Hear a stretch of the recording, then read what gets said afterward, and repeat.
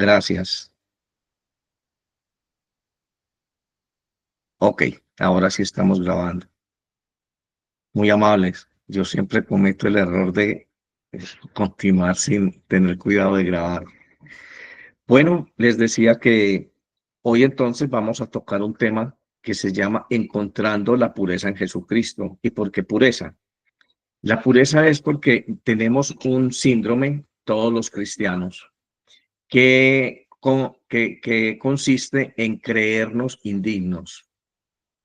Hubo tanto tiempo en que nosotros vivimos en el pecado, hubo tanto tiempo en que nosotros estuvimos lejos de la presencia de Dios, que el mundo, este sistema extraño en el que vivimos, nos hizo a nosotros mucho daño en el sentido de convencernos que somos indignos, que no tenemos ninguna dignidad como hijos de Dios, que estamos condenados a repetir la historia y que somos indefectiblemente víctimas de este sistema de maldad en la sociedad en que vivimos.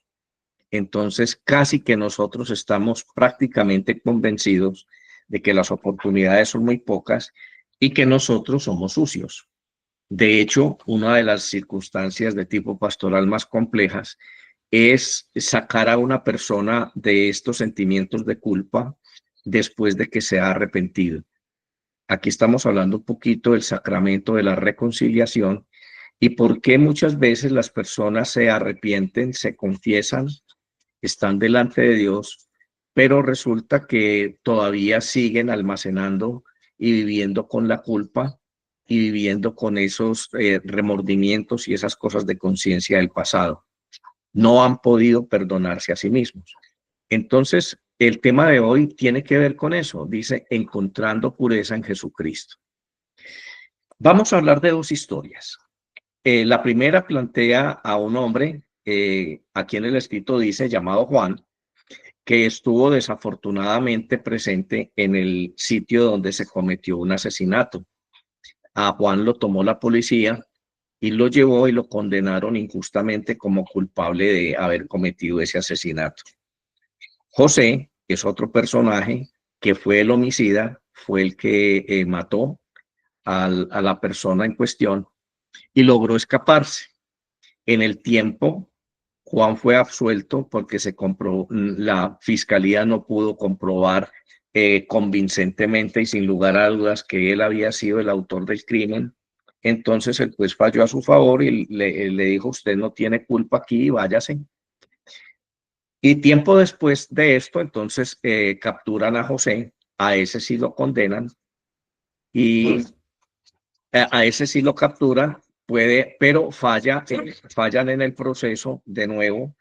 La fiscalía falla y no alcanza a comprobar, perdón, que él fue el culpable. Tuvo una falla en la exposición de su caso, el fiscal, y el abogado él logra convencer, al menos hacer duda razonable y sale. Juan sale feliz de este impasse porque Juan advierte que se hizo justicia. En el fondo de su corazón estaba alegre porque él decía, yo no era culpable, yo estoy feliz.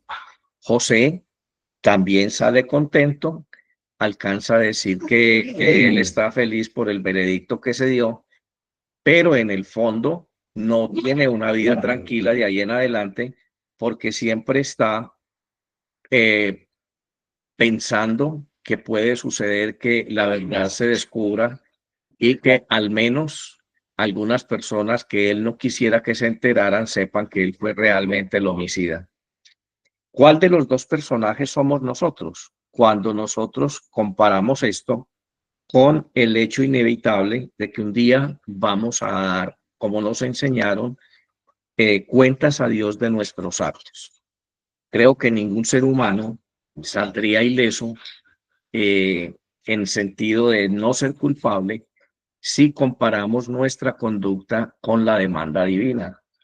Ninguno de nosotros haría méritos para que Dios lo declare justo, libre. Si ustedes me permiten un segundo, que es que mi mascota está... Ay, sí, ya llegó alguien a ayudarme. La idea entonces es la siguiente. Vamos a dar juicio a Dios porque al reino de los cielos no entramos sin pureza. Nada impuro puede estar en la presencia de Dios. Nada impuro puede estar en la presencia de Dios. Así que si vamos a estar toda la eternidad en la presencia de Dios, necesitamos estar seguros de nuestra pureza espiritual. Y ya está claro que haber pedido perdón y habernos arrepentido muchas veces, porque no es lo mismo pedir perdón que arrepentirse, y pienso que en eso nosotros tenemos que meditar en la práctica católica. Se nos ha enseñado que tenemos la gracia para ir al cielo cuando confesamos nuestros pecados. La Iglesia, en nombre de Dios, absuelve nuestros pecados y nos recomienda hacer algo de penitencia, porque la visión que tiene la Iglesia es muy legalista, es una visión muy jurídica, es realmente reproducir un juicio. Pero la Biblia nos presenta otro panorama muy diferente. No se llama un juicio, es simplemente una justificación. Nosotros vamos a llegar a la presencia al tribunal divino con un abogado, y ese abogado que nos va a defender, que va a defender nuestra causa, se llama Jesucristo. Vuelvo y repito, no tenemos nosotros ningún chance en nuestra propia justicia de ser aprobados por Dios. No habría ninguna posibilidad de que eso suceda. La historia lo demostró después de que Dios le dio los 10 mandamientos a Moisés hasta el día en que nació Jesús. Entre nosotros, ningún hombre pudo satisfacer la demanda divina. De hecho, el pueblo de Israel siempre tuvo esa dinámica de reconciliación, y luego pecaban y luego Dios los llamaba, hacían las paces y luego volvían a pecar. Pero como quiera que sea, Israel toda la vida, toda su historia hasta hoy, hasta este momento presente, sigue pagando las consecuencias de no comprender a Dios desde su justificación, desde su amor, desde su justicia, sino más bien desde los méritos. El judaísmo es una religión que se basa en hacer las obras de la ley, cumplir las obras de la ley para tener aceptación con Dios. El cristianismo es completamente lo contrario. Nosotros ya no estamos obligados a tener que cumplir las obras de la ley porque Cristo Jesús lo hizo por nosotros. Y cuando llegamos a esta consideración, tenemos que mirar como si fuera un efecto dominó lo que hizo Satanás cuando tentó a Adán y a Eva. Satanás hizo una acción de seducción, les dio un argumento a su mente natural. Recuerden que ayer hablábamos que teníamos una mente natural y una mente espiritual. Así que en la esfera natural, el pecado que Satanás introdujo en la mente del hombre tuvo un efecto dominó naturalmente. Ahora, como somos una unidad de cuerpo, alma y espíritu, obviamente eso tiene alguna repercusión o tuvo una repercusión espiritual. Nos separó de la presencia de Dios. Pero fue una acción netamente natural, en el plano natural. Desvirtuó y pervirtió la creación que Dios había hecho en el hombre. El modelo creacional que Dios hizo en el hombre lo pervirtió Satanás. Pero Satanás no contaba con que Dios es Dios y Dios siempre está creando. Así que termina Dios enviando a Jesús a cumplir la demanda divina. Un hombre en la persona de Jesús representa toda la humanidad. Y entonces este hombre es capaz de no recibir en su vida terrena ningún argumento de Satanás y nunca pecó. Así que si Jesús nunca pecó, ninguna de las maldiciones del pecado venían sobre él, hablando de la justicia divina. Sobre todo aquella sentencia que Dios le dice a Adán: vas a regresar a la tierra porque de allí fuiste tomado. No tenía por qué morir Jesús desde la perspectiva divina porque él nunca pecó. Ese fue su argumento cuando murió, bajó al lugar de los que ya habían muerto, estaban esperando el Mesías, Isaías, Elías, Daniel, todos los hombres del Antiguo Testamento, todas estas generaciones de por 5 siglos estuvieron nutriéndose de la ley y de la promesa del Mesías, estaban en el lugar de los muertos esperando que eso se cumpliera. Y efectivamente se cumplió cuando Jesús bajó al Hades, al lugar de los muertos, y allí también predicó el evangelio que ya había predicado entre los vivos. Cuando termina, entonces Jesús se presenta delante del Padre a ser juzgado. Jesús llega delante de su Padre y le dice: aquí estoy. El Padre no encuentra en él ningún pecado, no encuentra de qué acusarlo. El fiscal, que es Satanás, nunca tuvo cómo demostrar que Jesús pecó. Y ante el tribunal de justicia, ante el supremo tribunal de verdad del universo, que es Dios, Jesús entonces recibe una sentencia de glorificación. Entonces Jesús es glorificado, asciende a la derecha del Padre y allí está sentado junto a él, y luego va a venir a juzgar a los vivos y a los muertos, a recoger los frutos de lo que él sembró, de esa semilla llamada evangelio que él sembró, producto de su diario vivir. Ese fue el sentido de su vida. Así que le asiste el derecho de juzgarnos. Pero resulta que el amor de Dios es tan grande. Jesús ama tanto la creación de su Padre, se identificó tanto con la creación de los seres humanos, que Jesús amó y ama a cada uno de los hijos de Dios que cayeron en desgracia y en infortunio. Entonces, el evangelio que Jesús enseña es un evangelio del amor. No se puede comprender sino desde el amor. Él vino y pagó el pecado, pagó la culpa por ti y por mí. Él murió. Esa muerte inevitable que Dios sentenció un día frente a Adán, la cumplió Jesús. Esa muerte inevitable, que era una muerte eterna, la redimió Jesús. En Jesucristo, Dios entonces hace una nueva creación. Y aquí esta es la palabra clave de esta reflexión: una nueva creación.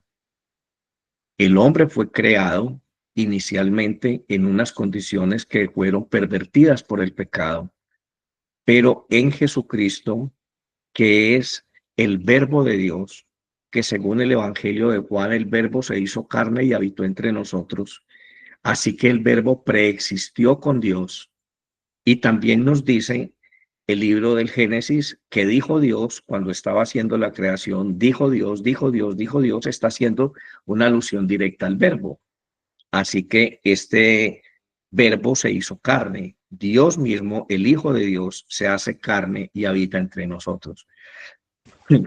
Dios entonces hace una nueva creación, un nuevo hombre se crea en la vida y ministerio de Cristo Jesús.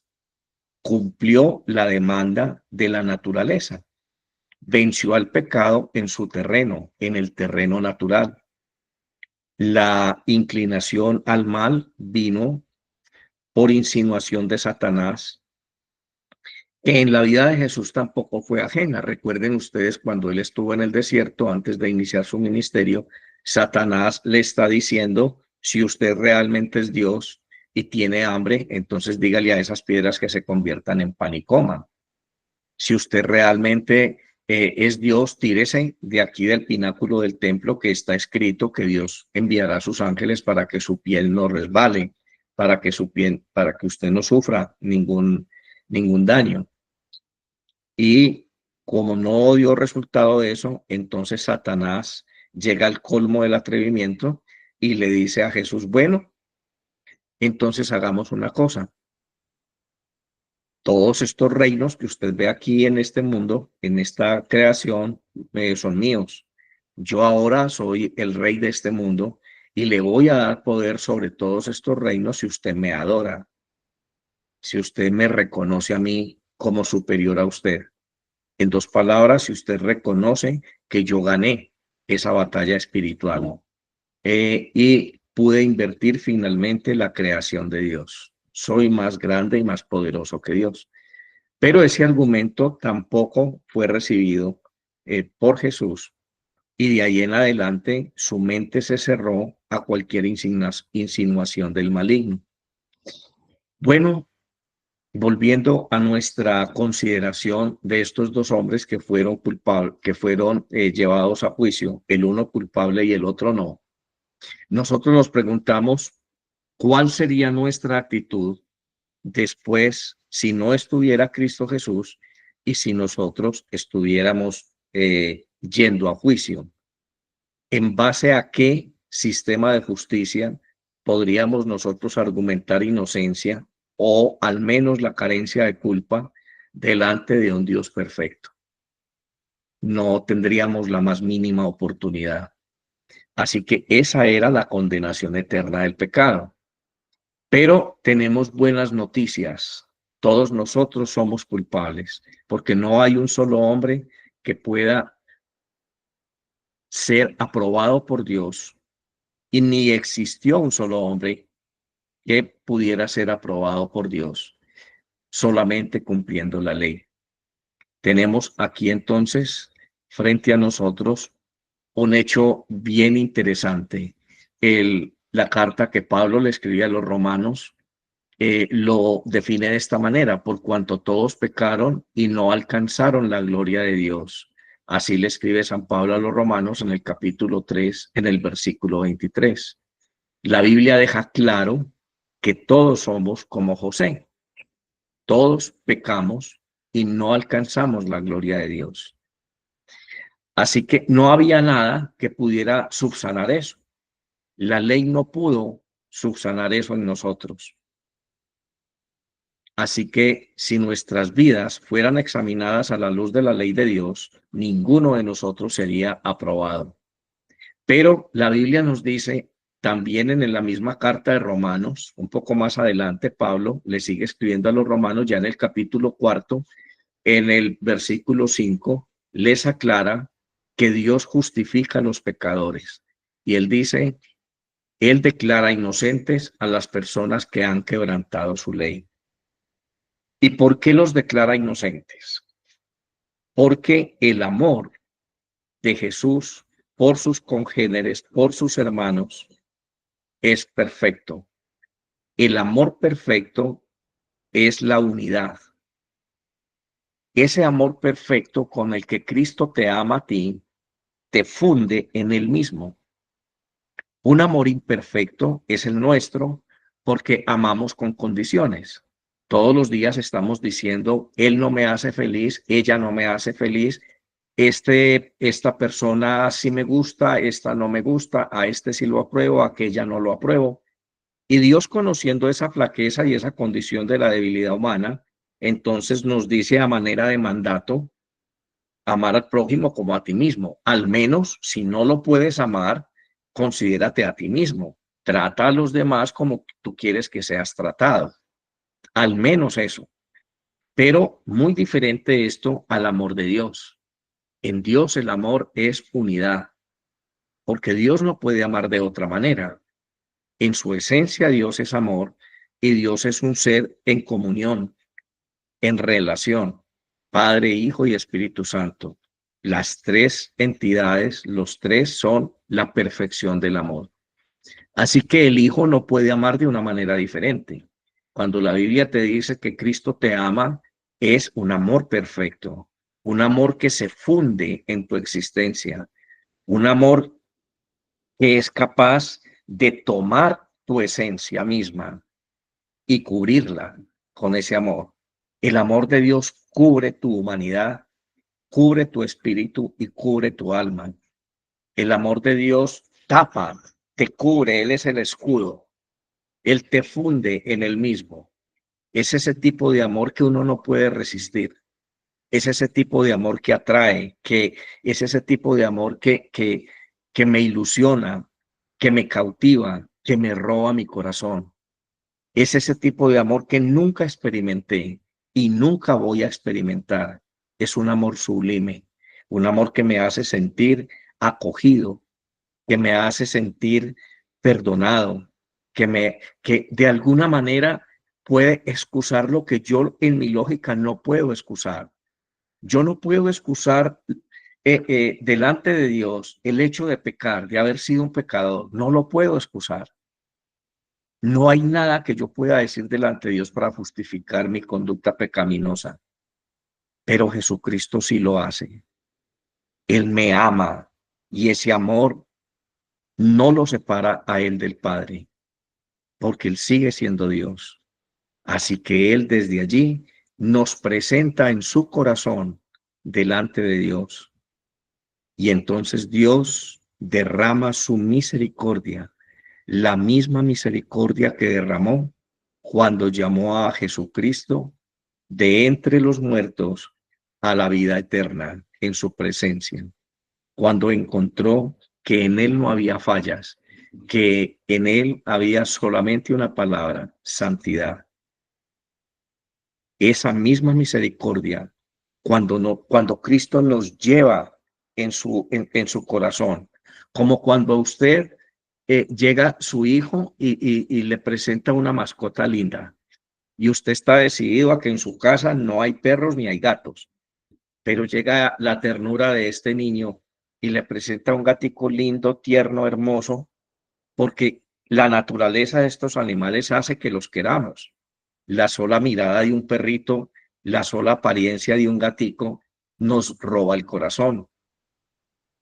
Así que, ¿cómo no va a robar al corazón nuestra presencia si Dios nos hizo a su imagen y a su semejanza?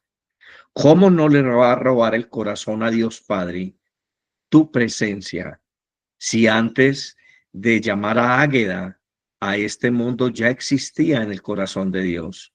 Ya era un proyecto único en el corazón de Dios, lo mismo Ana Karina y Rocío y todos nosotros. ¿Cómo no le va a robar el corazón de Dios ver nuestra imagen? ¿Y cómo no lo va a llamar a misericordia ver que Cristo nos presenta en su presencia, en su corazón, y nos presenta destrozados, nos presenta heridos, nos presenta sufriendo las consecuencias de un pecado que heredamos, que ni siquiera fue nuestra determinación aceptar? Ahora me comprenden. No fue tu decisión aceptar el pecado. No fue tu decisión aceptar esta condición, simplemente la heredamos. Y la heredamos porque Satanás sabía que podía poner a rodar un efecto dominó. Pero Dios hace una nueva creación en nosotros. Dios es perfecto. No puede desconocer el daño que Dios hizo, y por eso cuando nos ve en el corazón de Jesús, de esa manera se mueve a misericordia.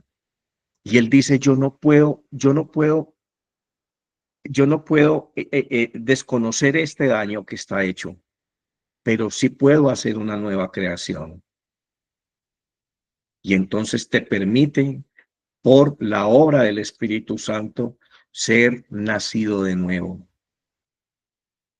Hace de ti una nueva creación. Y es por eso que tú naces en Jesucristo cuando te bautizas. Tú conoces esto que yo te estoy diciendo, este planteamiento, y lo encuentras lógico. Y entonces dice, realmente Dios me ama.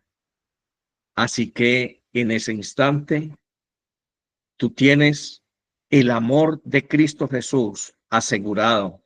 No hay ninguna duda en tu conciencia natural de ese amor de Cristo.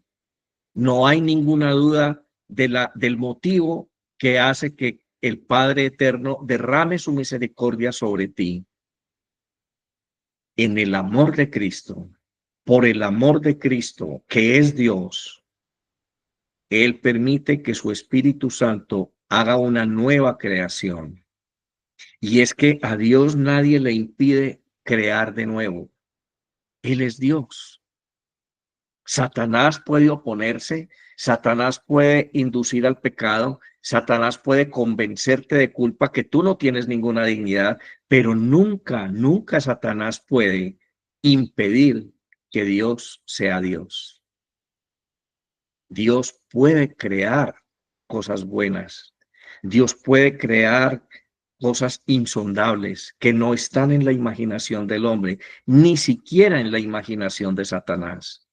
Nunca, nunca, por más sabio, por más inteligente y por más poderoso que haya sido este espíritu que luego se reveló, este Satanás, nunca pasó por su mente la posibilidad de que Dios pudiera volver a recrear cada ser humano. En Cristo somos una nueva criatura. El Espíritu Santo nos convence del amor de Dios. Estas palabras que yo te estoy diciendo, si tú las estás comprendiendo realmente, entonces es el Espíritu Santo el que está dándote esa claridad, que está haciendo comprender diáfanamente dos principios: el amor de Cristo y la misericordia de Dios. Desde la paternidad, desde la noción que nosotros tenemos como humanos del amor. Y esto es alucinante. Esto a nosotros nos lleva a una conclusión ilógica desde la perspectiva humana. Se esperaría que un Dios perfecto y justo castigue al culpable y deje libre al inocente. Pero la Biblia nos dice todo lo contrario. Dios justifica al culpable porque no fue su elección nacer con una naturaleza opuesta a Dios. Lo heredó. Y luchar contra esa naturaleza heredada no era posible sino para un ser perfecto en amor, como Cristo Jesús cuando encarnó. Esa es la base de la justificación divina, el por qué el juez justo del universo tiene esta actitud con nosotros, sus hijos. Pero no lo hace de manera arbitraria. Él no le dice a Satanás, mire, lo que sucedió fue que usted a los hombres les hizo esto, pero no está en ellos realmente vencer el pecado porque ellos no son capaces. Usted se tiró en ellos, pero resulta que en este momento yo quiero hacer de ellos una nueva creación, entonces anulo lo que usted hizo y voy a hacer esto. No, él no lo hace de esa manera. Él le demuestra su perfección. Él le demuestra a Satanás que es posible, que siempre fue posible su proyecto divino con respecto al ser humano. Y esa prueba la entrega Jesús en 33 años de su vida. Un ser humano capaz de amar a Dios sobre todas las cosas, capaz de entrar al corazón de Dios y declarar la verdad de Dios. Bueno, ahora nosotros estamos frente a esta posibilidad, frente a este milagro de amor de Dios.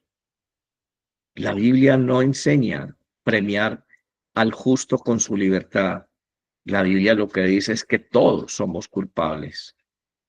Delante de los ojos de Dios no hay un solo justo. El único justo que estuvo en la presencia de Dios y que ya fue juzgado y fue encontrado inocente fue Cristo Jesús. Ahora Cristo Jesús viene sobre nosotros, se revela frente a nosotros, nos trae este mensaje, un mensaje muy diferente a la noción de reconciliación que tú traías de la vieja escuela, donde te decían que lo más sencillo era llegar, arrodillarte, reconocer en la persona del sacerdote la autoridad de Dios en la tierra. Entonces tú le dices a él tu falta y él te absuelve y ya, porque la iglesia tiene la potestad de Dios en la tierra. Esa es una visión. Esa es la visión de este grupo eclesial. Pero la visión del evangelio presentado en la Biblia es otra muy diferente.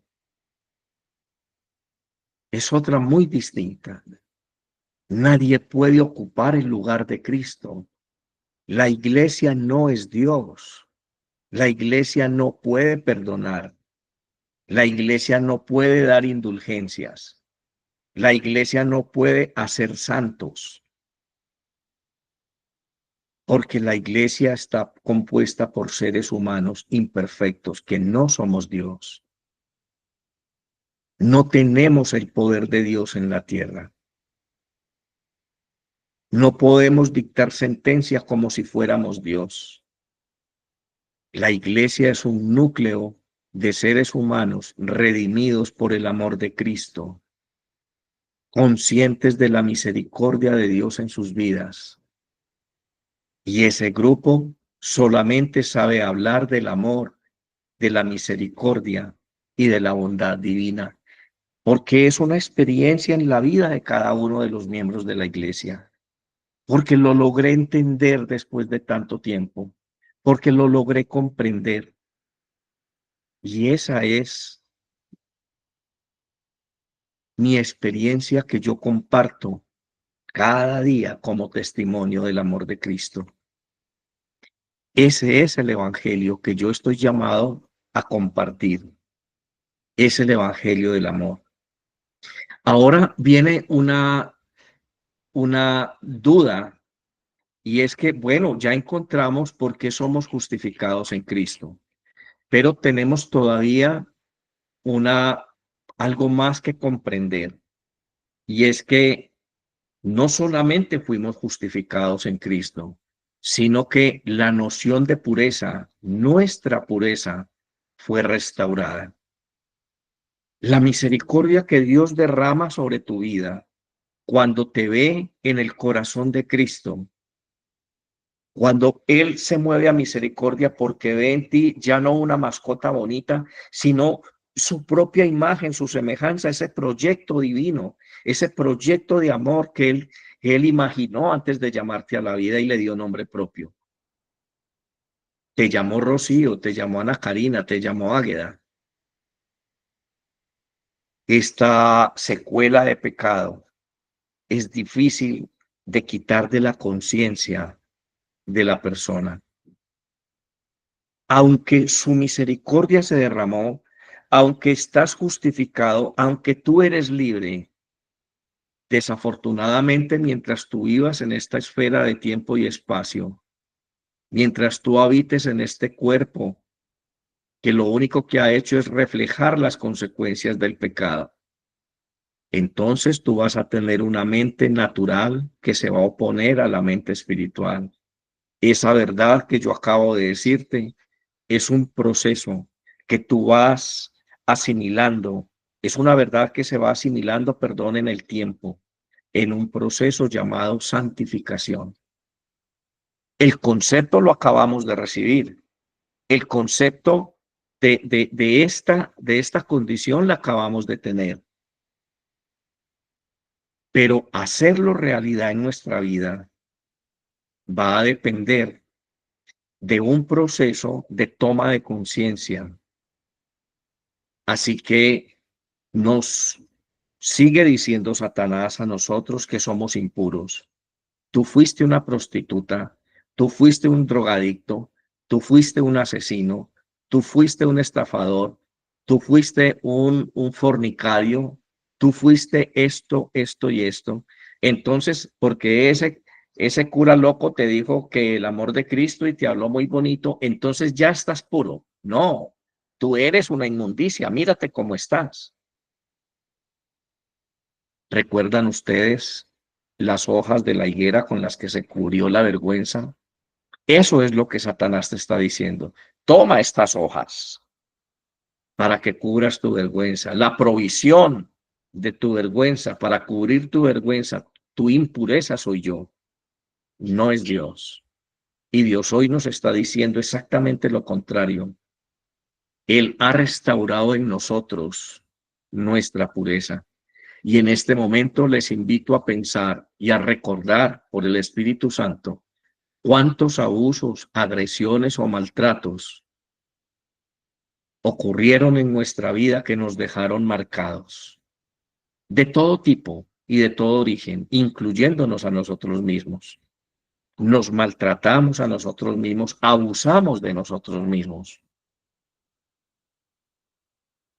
¿Cuántas veces nos agredimos a nosotros mismos con nuestra forma de pensar en negativo, negándonos la posibilidad de hacer cosas, diciéndonos siempre que no somos capaces, que no podemos hacerlo?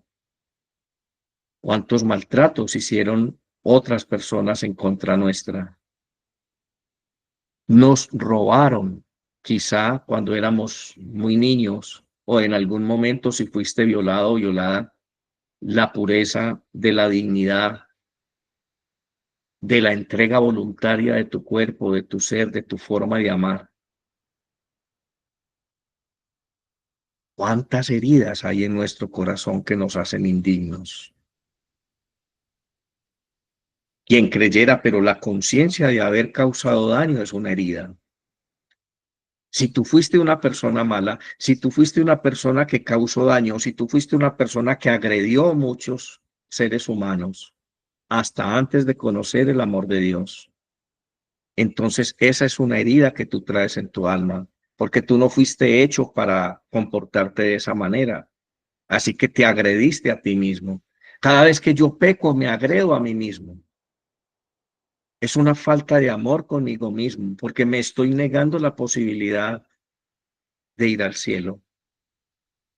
Me estoy negando la posibilidad de regresar a mi origen absoluto, que es Dios. Así que Cristo Jesús hace posible que nosotros recobremos nuestra pureza. No hay perdón sin restauración.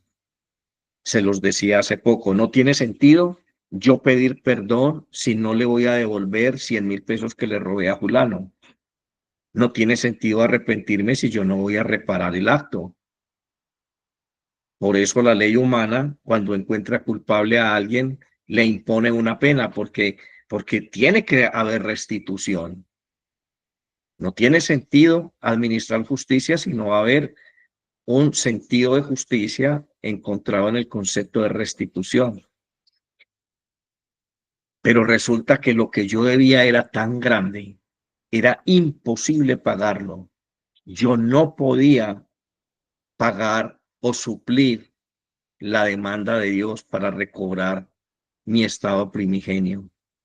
Nunca la ley fue posible cumplirla 100% para ningún hombre.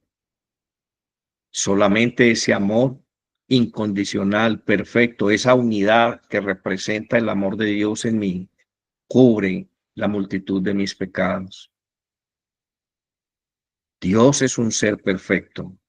Él respeta profundamente tu forma de pensar y tus procesos. Él no es un Dios invasivo. Y con este mensaje hoy Dios quiere cuestionarte. ¿Hasta cuándo vas a seguir sintiéndote impuro? ¿Hasta cuándo vas a sentir sintiéndote sucio? ¿Hasta cuándo vas a aceptar la consecuencia del pecado en tu vida? Si nosotros aceptamos el perdón de Dios, entonces estamos aceptando el juicio de un juez justo, del juez justo y perfecto del universo. Tampoco Dios podría otorgar un perdón sin restitución. También Dios no podría dictar una sentencia sin restitución. Lo que se llama en derecho justificar la providencia o la sentencia del juez. El juez se pronuncia y tiene que justificar las razones por las cuales se pronuncia de esa manera. ¿Cuál es la razón de Dios para perdonarte? ¿Cuál es la razón de Dios? Esa justificación que Dios tiene para perdonarte. La justicia de Dios se derrama sobre ti porque fuiste víctima de la maldad de un ser más inteligente que tú, más poderoso que tú, mucho más sabio que tú, que sedujo a alguien en tus antepasados, que tú provienes de allí y heredaste una inclinación al mal, pero no fue tu voluntad. Tú no estuviste en el Edén diciéndole a Satanás, sí, yo quiero ser como Dios.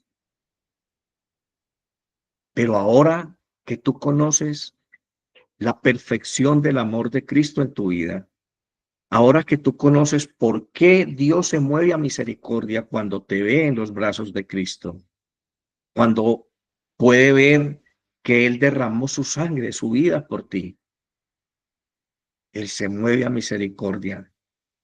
Él te perdona, pero no podría haber un perdón sin una razón legal, sin una razón justa. Y esa razón justa es precisamente su santidad, la justicia con la que Él te mira. Y eso es lo que Él hace, que tú tengas una nueva oportunidad. Tú eres libre, tú eres limpio en este momento, tú estás justificado, perdonado y tienes derecho a volver a iniciar tu vida. Tienes derecho a volver a tomar tus propias decisiones. Ese derecho te asiste. Así que ese derecho lo vas a empezar a ejercer con una vida cristiana, conociendo a Dios, conociendo el propósito de Dios, sometiendo las razones de tu mente natural a la sabiduría divina y viviendo para Él. Esa justicia te asiste. Así que aquí en adelante, pecar sabiendo que lo hacemos, sabiendo las consecuencias que esto trae, sabiendo que estamos ofendiendo a un Dios tan bueno, entonces ahí sí traería una consideración diferente nuestra conducta. La invitación de Dios es a vivir en su presencia. Sí, vamos, mientras tomamos conciencia de todo esto, mientras nosotros cambiamos nuestra mentalidad, cambiamos nuestro carácter, cambiamos nuestra esencia, en los pocos años o en los muchos años que nos queden todavía de vida, Dios sigue siendo indulgente. Dios te sigue perdonando. Dios sigue comprendiendo que el cambio te cuesta. Dios sigue insistiéndote en que tú le des cada día un espacio mayor al Espíritu Santo en tu vida. Padre, en el nombre de Jesús, en esta mañana, te damos gracias por esta profunda verdad de tu amor, de tu perdón, de tu justicia. Ayúdanos a vivir conscientes de tu amor, de tu misericordia, que comprender tu amor y tu misericordia en la persona de Cristo sea suficiente motivo para que nuestra alma quiera vivir en tu justicia. Te amamos, Señor. No nos vamos a cansar de repetir las palabras del Salmo. Nuestra alma tiene sed de ti, Señor. Ya no queremos ser iguales. Ya no queremos vivir bajo el yugo de la maldición del pecado. No queremos vivir dudando de que si nos irá bien o nos irá mal. No queremos vivir enfermos, no queremos vivir empobrecidos, no queremos vivir malditos por Satanás. tú eres nuestra justicia. Tú eres nuestro bastión, nuestro amor, nuestra fortaleza. Gracias, gracias por tu protección. En este momento nos sentimos como polluelos de águila debajo de sus alas. Gracias, Señor, por tu protección y por tu amor. No hay palabras para decirte lo que siente nuestro corazón ante esta verdad que acabamos de recibir por tu Espíritu. Bendigo, Señor, a cada uno de mis hermanos que me acompaña en este devocional en esta mañana, y bendigo también a cada una de las personas que va a escuchar este mensaje. En el nombre de Jesús, permite que quienes tengamos acceso a la grabación de este video podamos compartirlo y no nos cansemos de compartirlo, porque esa es la forma en que nos comprometemos, oh Dios, con tu proyecto salvífico. Yo los bendigo, Señor, en tu nombre, en el nombre de Jesucristo, tu Hijo, Dios y Señor nuestro, y con el poder y la gracia del Espíritu Santo. Amén y amén. Dios los bendiga. Gracias por escucharme de nuevo en esta mañana, por compartir conmigo este tiempo de oración. Y espero que esta semilla, como siempre les digo, empiece a dar fruto hoy, en este momento. Porque Dios no está sujeto a espacio y tiempo. Toda semilla que Él siembra puede dar fruto inmediatamente. Así son las cosas en el reino de Dios. Por encima de tus consideraciones, por encima de lo que diga tu mente natural, por encima de las limitaciones que Satanás quiera poner en tu mente, tú eres un hijo de Dios. Tú tienes la dignidad de un hijo de Dios, naciste de nuevo en Jesucristo. Tú eres una nueva criatura en Cristo Jesús, un príncipe del cielo en la tierra. Tú estás en el corazón de Dios a la derecha del Padre y Él está en tu corazón en este mundo. Déjalo en libertad. Déjalo en libertad para que sane, para que eche fuera a los demonios. Déjalo en libertad para que declare justicia a todo aquel que esté oprimido por Satanás. En el nombre de Jesús les deseo un feliz día y gracias por este tiempo. Dios les bendiga y estamos en contacto. Amén. ¿Alguna orientación específica? Por favor, me escriben al WhatsApp, que de eso se trata. No se trata simplemente de orar, sino que ya en privado vamos dirimiendo algunas cosas y vamos dándole contexto a esto que estamos aprendiendo. Dios los bendiga, un abrazo muy grande y les amo en Cristo Jesús. Ese es el mensaje de hoy. Bendiciones para todos. Chao. Amén. Amén, Padre. Amén. Gracias. Bendiciones Gracias. a todos. Hasta luego. Gracias, Padre. Dios lo bendiga. Amén. Chao.